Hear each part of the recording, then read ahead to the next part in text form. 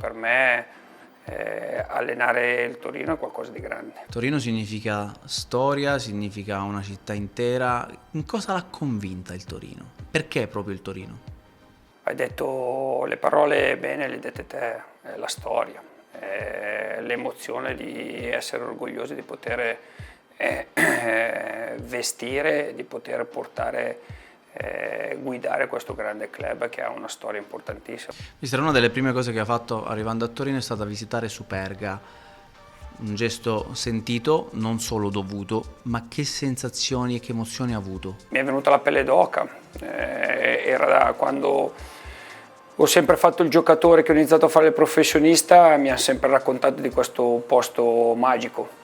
E giustamente oggi appena arrivato io penso che per fare grandi cose devi conoscere anche la storia di un club e quindi il mio primo pensiero era proprio andare a visitare questo posto e capire che cos'era il Torino e devo dire che quando sono andato su sono rimasto veramente a bocca aperta. Attorno a questa squadra mister, si respira un'aria particolare, non solo in città ma l'avete visto anche in ritiro. Che cosa vuol dire avere tutta questa passione dietro? Cioè, la percepite questa atmosfera particolare per voi?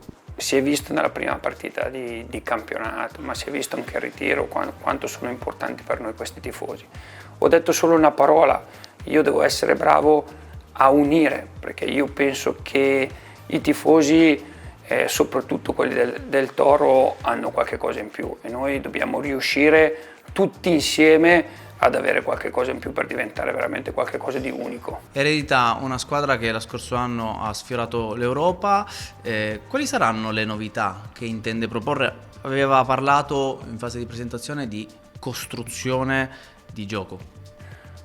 Il mio primo obiettivo è dare un'identità, una mia filosofia di gioco. Sicuramente siamo in un processo, i processi sono sempre lunghi, bisogna avere anche un po' di pazienza, però questi ragazzi stanno mettendo tanto impegno. Tra le novità della stagione c'è anche quella di Zapata come capitano, giocatore con grande esperienza, con grande carisma. La scelta nasce da questo? Sì, Zapata capitano nasce da quando scelgo il capitano. Scelgo la persona che rappresenta il club a 360 gradi, deve prima di tutto rappresentare i suoi compagni e lo fa bene, deve rappresentare con i valori il club e poi dopo io penso che sia arrivata all'esperienza, alla maturazione giusta per mettersi questa fascia a capitano che a Torino è una fascia importante. Mister, dal mercato sono arrivati giocatori da plasmare come Coco ed Adams, che impressione le hanno fatto subito? Un'ottima impressione, si sono integrati veramente subito in un gruppo, sicuramente in una filosofia di calcio completamente diversa, stanno imparando e stanno crescendo tanto. Io penso che sono due giocatori che possono dare tanto sia a questa squadra sia a questo club. A proposito di presidente e direttore, non hanno dato nessuno dei due limiti a questa squadra. Per adesso noi dobbiamo avere un obiettivo che è temporale, abbastanza vicino, quello che deve diventare una squadra e avere un'identità. Dopo il proseguo degli obiettivi si vedrà, adesso dobbiamo essere concentrati su questo. In ritiro ho avuto modo di lavorare con tanti giovani, molti interessanti. C'è qualcuno che l'ha colpita più degli altri? Ma non mi piace fare dei nomi con dei giovani perché io penso che la storia di questo club parte proprio dai giovani, perché se guardiamo indietro nella nostra storia di quello che è il Torino sono usciti grandissimi giocatori. Spero di avere la fortuna, come è successo con l'ultimo di questi, Buongiorno, di avere l'opportunità che qualche giocatore possa affacciarsi alla prima squadra. Quindi per adesso faccio i complimenti perché in ritiro si sono presentati veramente bene. Secondo lei cosa manca a questo Torino per essere completo, al di là dei nomi del mercato, ma come costruzione in generale di squadra, di team, di identità che ha parlato prima? Oggi io sono focalizzato su quello di dare, come ti ho detto prima, un'identità a una squadra, dopodiché come tutte le cose, come sottoscritto, bisogna sempre migliorare e guardare avanti. Lei lo scorso anno ha coronato un sogno con la promozione in Serie A. Se dovessi chiederle qual è per la prossima stagione il suo sogno? Guarda, quando inizio un lavoro, gli ho detto anche ai miei ragazzi, io sogno sempre qualche cosa in grande, però Dopo perseguire gli obiettivi vuol dire sapere lavorare, sacrificarsi e lavorare tanto per sapere raggiungerli. Il problema è il come raggiungerli. Però secondo me dentro di ogni giocatore voglio che loro sognino perché il sogno bisogna sapere anche piano piano realizzare. Ogni esperienza plasma le persone. Che cosa l'ha lasciato l'esperienza in Russia?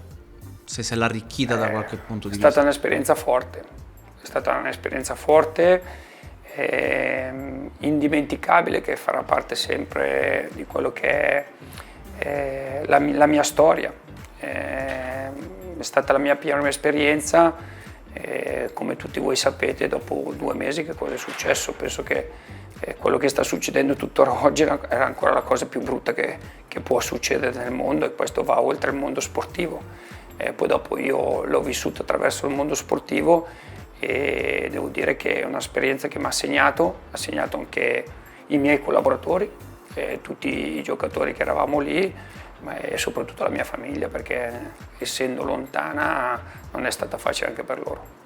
In passato ha collaborato, e chiudo, con Antonio Conte curando la fase difensiva, esperienza con Conte, e dobbiamo aspettarci un Torino chiuso difensivamente? Direi di no, perché se mister vuol proporre un bel gioco... Ma guarda, nel calcio ci vogliono tutte e 2 le fasi, bisogna sapere fare tutto, quindi bisogna sapere difendere bene, bisogna sapere attaccare bene. Ho avuto la fortuna nella mia gavetta, perché ho 52 anni e ho fatto tantissima gavetta, ho avuto la fortuna di avere al mio fianco grandi allenatori, in primis sono partito con Arrigo Sacchi, che ha cambiato il calcio e mi ha fatto vedere cosa vuol dire essere maniacale sul lavoro, e dopo ho avuto la fortuna di lavorare con un altro grande allenatore che ha vinto tanto, che mi ha insegnato cosa vuol dire fare il manager e gestire un'azienda. Quindi penso che è stata una grande fortuna che oggi ho nel mio repertorio.